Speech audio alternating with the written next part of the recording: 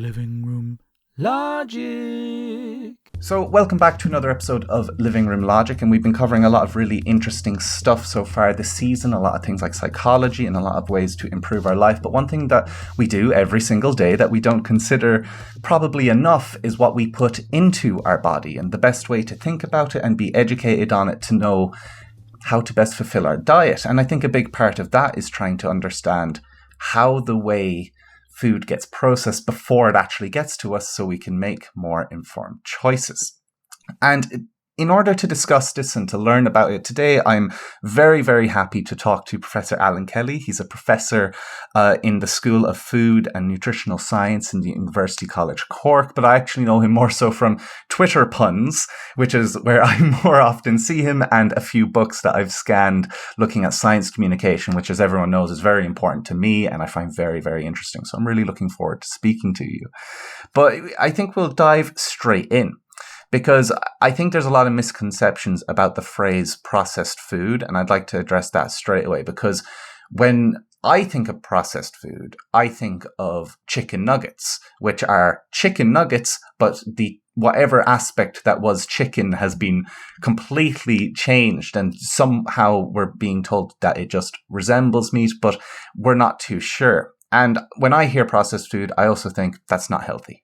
I think that less processed food is better, and that processed food is actually worse. But is this right? Like, I'm not 100% sure. So is this idea of processed food wrong? And if you were going to talk about processed food, how would you do it? Great. And first of all, thanks for the invitation to be on the podcast. I'm delighted to have an opportunity to talk about these issues and really important issues. And let me say from the upfront, I'm coming at this, I'm a food scientist. I guess I'm not a nutritionist. So I'm going to come at it from a very different perspective, maybe on what the word processing and process means, because I think to me, it has a very different connotation. And I think, and we could say, some of this is about semantics, but I think it's important to ask, what do we do to food before it gets to consumers, and why do we do it? And I think that's kind of the underpinning question. So what I'd like to do is kind of go right back and figure out, like, what do we do to the raw materials that we turn into food, and why do we do them? And then where has that brought us to today, that this, that we have concern around what processing means, or what the term process means. So like I'd start off by saying, like, every food material more or less is some kind of has a biological origin, right? They're all complex biological systems. They're plant materials, they're animal materials, they're cereals, and by definition that makes them unstable in some way or another. And in a way, like, we've selected over millennia, these are things we're going to eat. I think I study milk, and I think it's interesting to remind ourselves every now and again that milk is the only thing that was designed by nature to be consumed. Everything else is something that we've made a decision we're going to consume.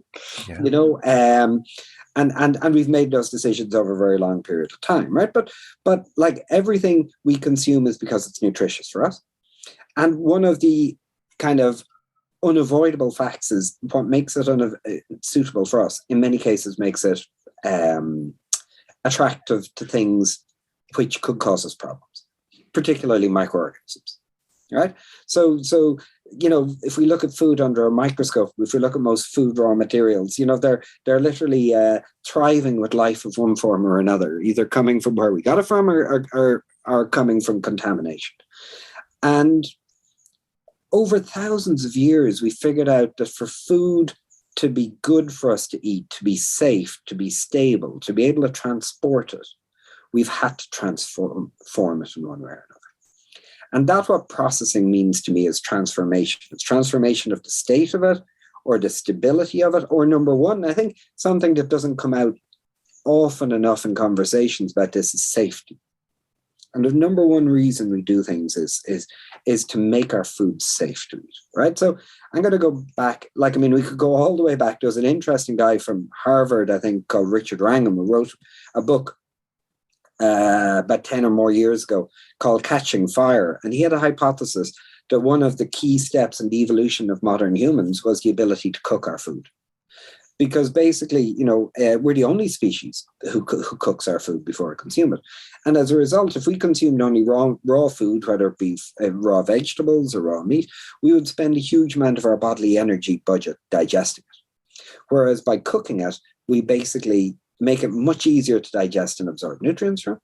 And as a result, his hypothesis was discovering somewhere, millions or hundreds of thousands of years ago, human ancestors discovering how to cook their food suddenly was a revolutionary step and an evolutionary step in terms of letting them, save a huge amount of energy that they could devote to evolving into modern humans.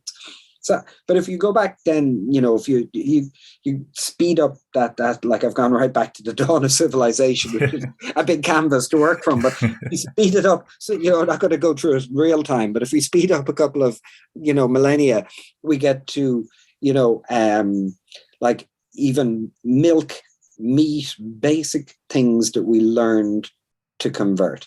And there's another theory out there that says that like learning how to process food, and I'll define what I mean by that in a second, was key to the evolution of cities.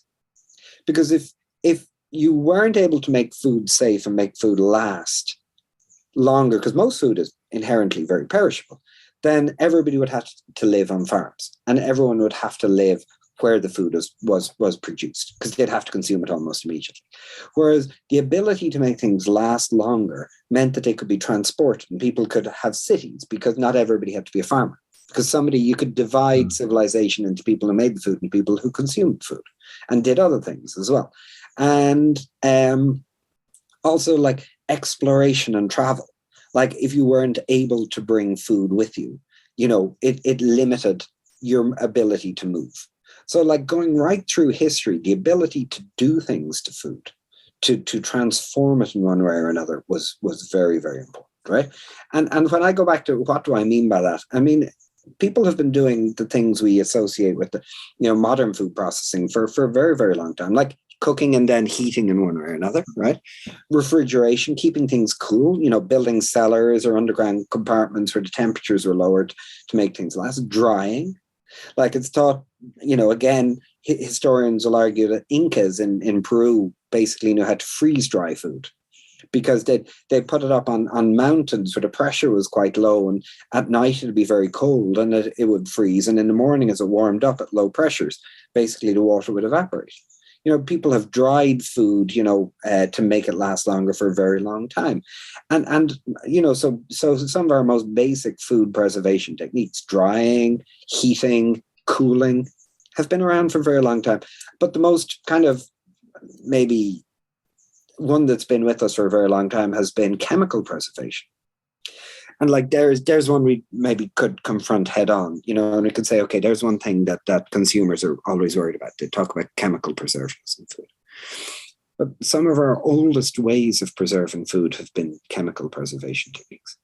And some of our most fundamental and common food ingredients, although we don't think of them that way, are chemical preservatives. I mean, one which has been around for a very long time and it has had a massive value through history is salt, for exactly that reason. I mean, it amuses me sometimes you see products like, I know I've seen products like cheese alternatives, like for vegans. And on the front, it'll frequently say contains no preservatives. And I always look at the back and I see about second or third in the list will be salt. It's not just a flavor, it's there as a preservative. Salt, acid, whether we're pickling and adding acid, whether we are fermenting it. Right. Again, fermentation has been something that's been done for a very, very long time. Like, yogurt, cheese, a lot of these products, wine, beer, are ancient. They go back to Greek and Roman civilization and further, because there are ways to preserve the raw materials. We'd no idea, but you're deterring the growth of undesirable microbes by filling your food with desirable ones. And typically in the process, they were producing things that were that had a preservative effect, like alcohol, for example. When we produce, I mean, home fermentation to produce it is very in trend nowadays, but that's a very ancient technique as well. Smoking has been done for a very long time. Again, a very powerful chemical preservation technique. Sugar again, we associate with maybe nutritional prospects and sweetness and sensory prospects, but sugar is a very powerful preservative. If you have bacterial cells and the presence of sugar tends to suck the water out of them, which helps to kill them. And then we have the most powerful chemical preservative of all, which is one that's been in food for a very long time, which is alcohol, produced by fermentation. So many of our major food kind of categories emerged because of how to solve the problem of making food that won't kill you and that lasts long enough that you can bring it from place to place and that you can transport it. And if you look at, say, if I could take one example, you take milk, right? Milk, every dairy product is a different solution to the problem of how do you make milk stable. In Ireland, they've been making butter from milk. And I'm burying it in bogs for mysterious reasons for thousands of years. Archaeologists frequently dig up 4,000 or 5,000 year old samples of bog butter, as we call it around Ireland. But it's taking milk and preserving. One of the things we want from food is energy. And one of the most energy rich parts of food is the fat, right? So, thousands of years ago, people in Ireland and elsewhere figured out that if you want to preserve that, during the winter, or during times of plenty, or times of the opposite of plenty, whatever that might be, one way was to dehydrate it, salt it, and concentrate. And that's why we make butter. You take cheese, and it's dehydrated, it's fermented, it's acidified, and it's salted. And it's funny, you can take so many food products emerge because we're taking these there's only a certain number of basic processing principles. And if we put them together in certain ways, then we get different dairy products, for example. We dry it, we pasteurize it, so, or we freeze it and we make ice cream. They're all different ways of approaching the task of how do we make milk, how do we make it transportable. So, I think that basically, processing has been around for a very long time. It's been with us through civilization. It's not something that the food industry has suddenly decided to spring on us nefariously. But one thing that I'm sure has caught your attention and your listeners' attention is, okay, I've mentioned a few things in there as being around for a very long time. I've measured salt and sugar and fat. And when you talk about the types of processed foods you often think about, okay, they're negatives. They're things that we might associate. This is cheap food with too much sugar in it, or it's too salty, or it's too high in fat, right? And you can say now, that what's changed is our understanding that these ancient things we've relied on for a very long time, our understanding of nutrition, our understanding of physiology is so much better than it was. So, the idea of, we'll make it stable by just throwing in a lot of acid or throwing in a load of salt. We now know, okay, there's limits to how much we can do that. So processing is becoming, we're kind of modifying and refining things as we go along, based on our understanding of, these things, just because they've been done for a long time, we could do them better. We make food in extremely hygienic environments, so maybe we don't need all these preservation steps to apply to them.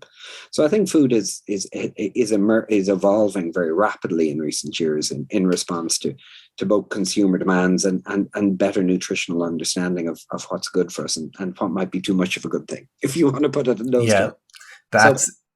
That is a fantastic foundation to start this conversation. Good. It is thank you so much. That's brilliant. The first thing I want to pull out of that you mentioned was something that never in my life crossed my mind, was that milk was the only thing designed by nature to be eaten. Yeah. That alone had me sit back for a second and go, oh my God, everything else is just trying to go about its business. Yeah. That's amazing. And it got my head thinking, wow, we must have learned so much about how food is both made and how nutrition is balanced from something that nature has created just to be eaten. So that's fascinating. And then even going into that, we give so much credit to the agricultural revolution for civilizing humans. But like you said, that only goes so far. Maybe that made it so you could have a homestead, that you had a farm that fed that. But this created, like you said, farms from elsewhere that would bring it in. But like you kept getting onto, this has been around for a long, long, long time. But what I would say is that this is all familiar ways of processing food. Yeah. Very familiar. Salt doesn't bother me. Everything in my life has had salt in it, to some degree, and same with alcohol. It's not a big deal. It's very normalized. But again, we may be optimizing it, but optimizing usually means new techniques and unfamiliar techniques, and maybe introducing compounds without a proven history of being okay. So how do you think about that when you're introducing something brand new that maybe on the lab floor it does a much more effect? Like, it could be a different kind of salt than our classic sodium, it could be something like that, but it does a twice as good a job. It keeps food twice as well, or anything like that. And trying to then say that to someone and be like, no, it is safe. It's just new. Because I think a lot of this maybe stigma or your instinct to pull back comes from how unfamiliar new processes is. Because like you said, everything you said there is totally good. Yeah, smoking stuff, freezing stuff, drying stuff. Yeah, totally cool. I've seen that in movies all my life, but I've never seen food crashing through a factory and being processed in bulk. That's not what I'd call a classic. That's not classically natural, But I think something that's really important to say, and I think you've raised a really important point, is that there is a suspicion, and I'm not here to defend or attack the practices of the food industry or to get into those kind of arguments, but like, I think it's really important that people have a confidence that food is one of the most regulated parts of our daily lives. And it's extremely regulated at an EU level and at an Irish level. If you go on to news sites, on the RTE or the Journal, you'll regularly see such and such premises shut down for lack of standards, say, by the FSAI. We have really, because it's, food is like that, if there's a problem with food, it can affect a lot of people very quickly. And that's why, but just to go back here, and it's a really interesting point. So what if somebody invented something in the morning? The one I often think of is that has every single property of milk fat except it has 0 calories. It does everything else. Yeah. Could they just launch that onto the market? And the simple answer is no. It'd take them years to do that, because there are very strict criteria in the EU for what are called novel foods. So say if there's a process or an ingredient or a raw material, they find some bacteria down at the bottom of the deep sea that they want to use to produce a new kind of beer or something, right? The key word is no history of safe use. That a company who wants to do that, and there are lots of examples, mainly I'm familiar with them through processing. And maybe we can take that example in a minute, but that a company that wants to produce something will have to produce a dossier of evidence. And they'll have to examine that process or that ingredient or that microbe from every possible conceivable angle to convince the EU that this is safe to use. So I think it's really important that it's not a free-for-all. I think sometimes people think, the food industry can just invent things, or labs can invent things and throw them onto the market without protection. That's absolutely not the case, at least not in the EU. Like, if I could pick one example, because, something we might be interested to talk about is novel technologies and new technologies, right? And one of the big drivers, because I think if we look at the drivers of how food is evolving, if you like, and it's evolving pretty fast. Like, you've two different things. Like, you've what consumers want and you've what the food industry can give them, and how they meet in the middle, right? And like, one of the biggest kind of terms in food processing for probably 20 years has been what's called minimal processing. And it's tackling head-on consumers' concerns about the idea that their food is overprocessed, and a kind of a watchword being, how can we make food that is as close to the natural unprocessed version as possible, while still meeting our absolute requirement of anybody who's involved in producing or handling food of making it safe. And I keep coming back to that one because I think it just gets lost in the debate sometimes. Like, whether you're, making dinner at home for friends, whether you're running a restaurant, or whether you're running a farmhouse cheese or a massive factory, the first responsibility is, if you're giving people food to eat, it has to be safe. right? So you can't get away from safety. It has to, and everything else is a bonus once it's safe. But like, so a huge kind of is how can we make food that seems as fresh and as natural as possible? How can we change as little as possible while making it safe? And there's so much, like I'll take two examples. Like one is you go into the supermarket and you buy a bag of salad, right? Mm-hmm. And like for most people, there's a bag of salad and they bring it home and they open it. It's a plastic bag with air in it. And that's what you see. But to a food scientist, when you look at that, like, first of all, it's not air, because air isn't going to, it will be everything that's in air. It'll be nitrogen and carbon dioxide and oxygen, but the ratios will be very carefully chosen to make sure it retains its color and its quality and everything.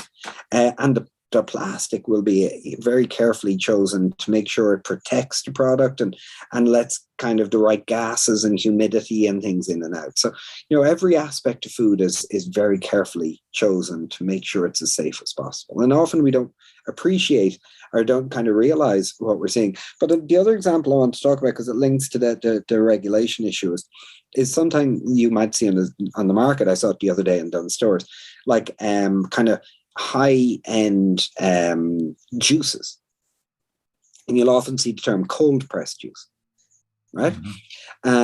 And what that is produced, and sometimes just means how the juice is extracted, but more often what it means is instead of being heated to make it stable, right, which does make it stable and will kill bacteria and will kill yeast and molds and make it last longer, but might impact on the flavor and the nutritional quality, that it's been subjected to a process where it's put into a bottle, probably the bottle you're buying it in, and it's been put in a chamber where it's subjected to massive pressures instead of heat.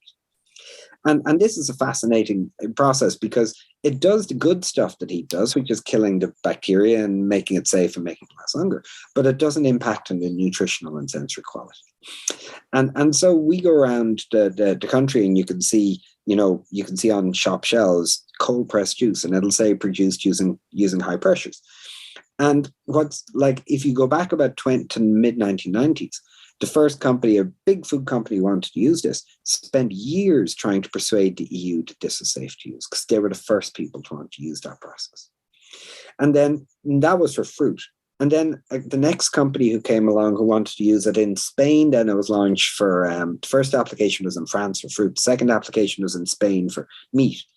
And it was a little bit easier because it had been shown it was safe for fruit, but they still had to show there was no negative impact on the meat. And today, 20, 25 years afterwards, it's more or less an accepted technology.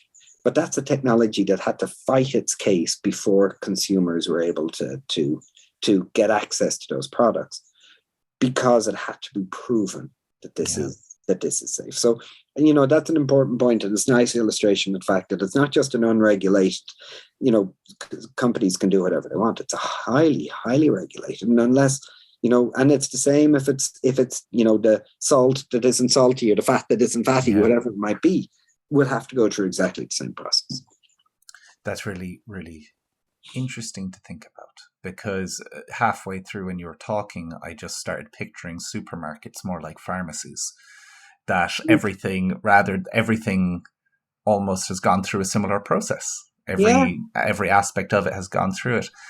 And I it makes me keep thinking, because I think a lot of people would almost assume that it doesn't, and they would assume that because it's natural and natural things don't need to be tested, and if you're throwing natural on a cover, it doesn't need to be tested. And for me, it gives me a sense of relief. Oh, great, everything is they make sure. But I don't know if everyone else would. I think some people would be like, why did it have to get tested? That's concerning, even though it's like, well, it's like, why did fire get tested in case it hurts you? You prefer to have these things tested and a big stamp of approval that just says, yes, this is safe. But I think a lot of people have this kind of image of, if something had to go through safety testing, it must inherently have some assumption that it's dangerous. And that's a tricky one to think about. But I think it should be a reassuring. I never thought about it that way. It should be a reassurance that nothing is, that we don't have access, or we don't be subjected to anything that isn't shown to be safe. But it'd be the same for anything. It'd be the same for any material, whether it be food or a new drug or a vaccine or anything. Yeah. We'd like to have the confidence it's been through rigorous safety tests. I completely agree. I have this image in my head of someone taking something as simple as salt in lab coats and masks and testing it like it's an explosive and then saying it's safe. But from my own experience, I know that some people have this image in their head that anything that needs safety testing has inherently risk, which isn't necessarily the truth. And I think it's important to make that point. In that, I think for another stage of, you were saying about keeping something as natural as possible. And I think that's another interesting point of how much processing, like how much saying, I think even the phrase from this conversation, something which is highly processed, doesn't mean a lot. It just means that something is being maintained or kept from going off for a longer time. But is there any sense that if something needs a higher degree of maybe processing or needing some kind of preservatives, that this pulls away from its maybe natural safety or anything like that? If we think about, again, what are we trying to do? We're trying to make things safe and we're trying to make them last longer, right? And you have two kind of routes to doing it that we've kind of touched on already. And again, these aren't new. This is ancient stuff. That one is what we do to it. Whether we heat it or we dry it or we, freeze it or we refrigerate it. And the other is to do with what we put into it. How we formulate it. Do we, so, and I think a lot of the debate around processed food tends to be around what we put into the food rather than what we do to it. And I think that's important. And can I just go back to the point about making things last longer? It can sound a little bit kind of cosmetic or, just make food last longer, shelf life. But I think it's really important. I always think if we just think about why is shelf life good for us? I mean, shelf life is really important. It's really important to the food industry. And by industry, I use this in the broadest sense, because to me, if you process something if you open a recipe book and you see a list of ingredients and a list of steps, doing it in a larger scale, whether it be a farmhouse or a factory, it's pretty much the same thing. Yes. It's a question of scale. And in one case, you put it in a package, and the other, you put it on a plate. To me, the principles, the chemistry, the interactions, the reasons you're doing things are exactly the same on whatever scale. And I have as a scientist, and, I know I can get into lots of rows about this, but I have a deep kind of concern about this idea that if it comes out of a kitchen, it's good. And if it comes out of a factory, it's bad. Because food isn't like that. Food is food. Yeah. You know what I mean? Yes. But anyway, I go back to the point about shelf life, and I just think shelf life is really important. That food industry knows how to make things last longer is the reason why, on a modern lifestyle, you don't have to go to shop every day, because you can buy things and know that they're going to last for long enough. And the other side of that is, if we go into our supermarket, we go to wherever we're buying our food, the fact that we have access to food from all over the world is because the food industry has figured out how to make it last longer and get it to us in Cork or Limerick or Dublin or wherever we are. Yeah. You know what I mean? Yes. So preservation, the preservation side of it is gives us convenience. It gives us variety. It gives us interest, gives us exposure to things, and as I say, that can be achieved by two things: the physical processes like drying and heating and things, and the formulations. But again, I go back to the idea that while these are very ancient ideas, we understand better now how to do them. We know better how to get the best quality raw materials, how to minimize that processing, how to avoid sometimes unsubtle things we might have done in the past to make things that are healthier. And I think things are improving all the time. I would like to think that food science and nutritional science working together to understand, what's the minimum we need to do to make something safe and stable, and yet preserve its nutritional value and its goodness. I think these are really big drivers that people mightn't always appreciate are big trends. It's not the food industry doesn't listen to what consumers are looking for, because obviously if if consumers don't want what people are producing, then that's not going to be good for those producers, For sure. And so do you think that really the best thing going forward from a public perception of food processing is more so familiarization, as opposed to just people being familiar that, oh, food processing is fine. That's what we do. It doesn't matter if it's from a factory or a kitchen. It's that familiarity, because like my mom, for example, would say, oh, it tastes like real food. you know what I mean? And the idea, but maybe that's just a social perception. So actually And going forward. Absolutely. There's a lot of social, and social perception's really important. Like, I had a student of mine, Megan Ross, who's just submitted her PhD on 3D printing of food. And we were very excited as food scientists. I published a paper a number of years ago on 3D printing of cheese that got quite a bit of attention, because it was like, what are they doing trying to 3D print cheese, Yeah. But, we did a study, and we were very excited as food scientists that we could show that milk proteins, were good materials for printing things. Mm-hmm. And I always think, like, if we just pick 3D printing as a futuristic technology, if you like it's like, it's building a house. You need bricks to build a house, and you can decorate it with the flavors and nutrients you want afterwards. And so you need stuff that's good at making. And one of the great things about milk, as well as the idea that it's the only thing that was designed to be food, is that it's a liquid that loves to become solids, whether it becomes cheese or butter or yogurt. So it's good. And so we did these studies on showing how we could print cheese and print different dairy materials, and then we went out and did, as part of our thesis, did studies, consumer studies, and focus groups and surveys with people, and we found that people were very suspicious of the idea of 3D printing. And it was an important reminder for us, that the science that the science and people's understanding of what things mean have to be lined up. You know what I mean? Or else it's not going to work. So it's a timely reminder that consumers, but there are lots of views out there. There are people who will say, if it's got more than 5 ingredients, you should avoid it. It should be bad, that it's going to be bad for you. But like an awful lot of products that are produced, for different purposes, for nutritional purposes, often have to have a very long ingredient list. Mm-hmm. So there are a lot of kind of arbitrary, if it's got more than 5 steps in making it, that's not good for you. It's got more than 5 ingredients, it's not good for you. But like in Ireland, like, to take an example, like something that's very common that a lot of your listeners might be very familiar with is celiac disease. Mm-hmm. And like food science, including a lot of research done at UCC by my colleagues, has been done great steps in bringing better products and improving the quality of the offerings that are present for celiacs. But that often requires very complex science to engineer a structure and a texture and an eating experience to replicate something that has gluten in it. For sure. You know what I mean? So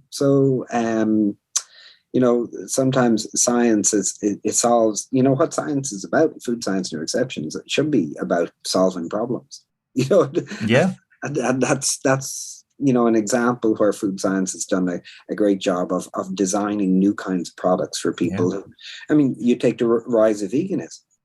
Like, some of the products which are available on the market for those who choose to pursue that lifestyle are astonishingly complex scientific products.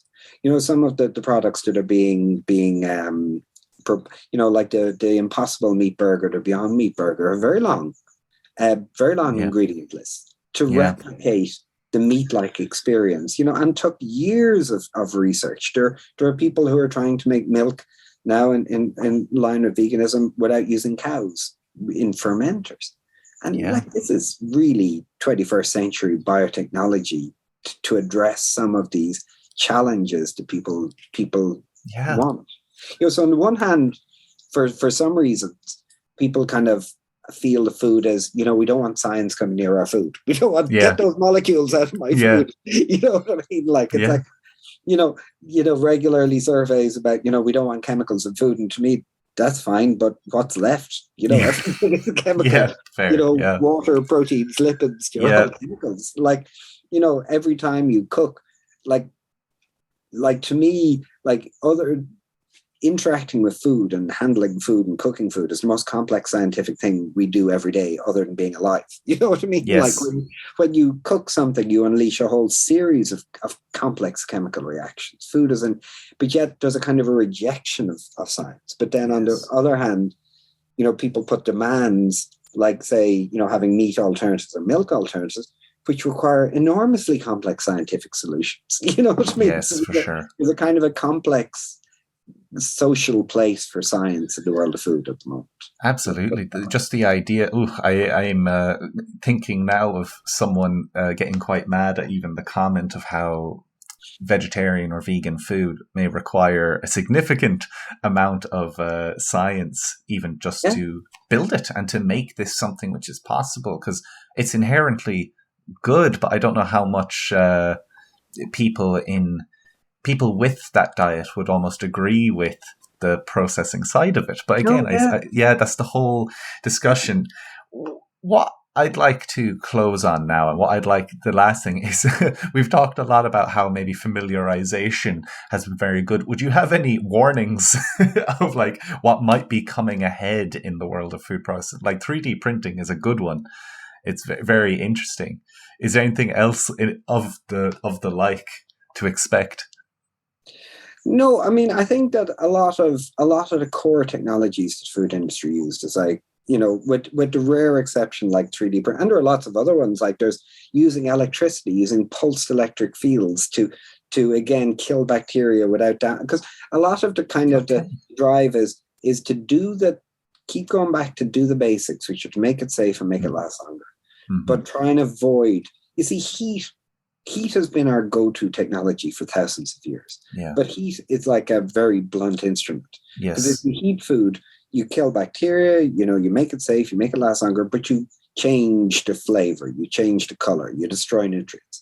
Yes. So the big pursuit and the big trend has been trying to find technologies that do the good stuff of heat in terms of safety and stability, but avoid the negatives. Yes. Like I mentioned, the high pressure treatment, but they're using electricity, using, you know, pulsed electric fields, using like plasmas. There's a whole kind of science fiction almost. In fact, there's a big conference in Dublin later this year devoted to new technologies for processing, because this has been a really important part of it. So I think it's like a, you know, it's this kind of conversation between what consumers want and then driving, okay, these are the demands for food. And there are a lot of conflicting demands at the moment, because there's natural, on the one hand, there's healthy, obviously. Yeah. And on the other hand, there could be demands for very specific types of food that require very complex solutions, you know? So I think a lot of the demand, a lot of the core technologies have been around for a long time. I think what we're seeing more, with the exceptions I mentioned, a lot of the kind of complexity is coming in more in the formulation. And the subtlety is, you know, how we put things together to make that burger, or to make that, you know, that cheese alternative, or to make that, you know, or to make that healthier, you know, less. Like if you go back to my argument earlier on about chemical preservatives, I mean, it's funny how our basic tastes in it, like some of our most fundamental human characteristics around taste are for chemical preservatives. You could for acid, for salt, for sugar. You know, I never quite got my head around. If you think about it, we're kind of programmed and bitter, which is also obviously a flavor more related to probably detecting toxins. Mm-hmm. But, you know, it is interesting how we're almost programmed to detect things that have been in food for a very long time. Acid, salt, and sugar. Yeah. The main function of which has been to protect us for a very, very long time, you know? So we're engineered for chemical preservation. So Really cool. Question. Absolutely. What a brilliant conversation. I really love that. Thank you so much for coming on the podcast. Thanks for the invitation. It was really nice to chat. This is the end of the podcast. We hope you enjoyed your time. If you're feeling generous and you're not completely skinned, why don't you give us some of your money? Join our Patreon. Join our Patreon. join our Patreon.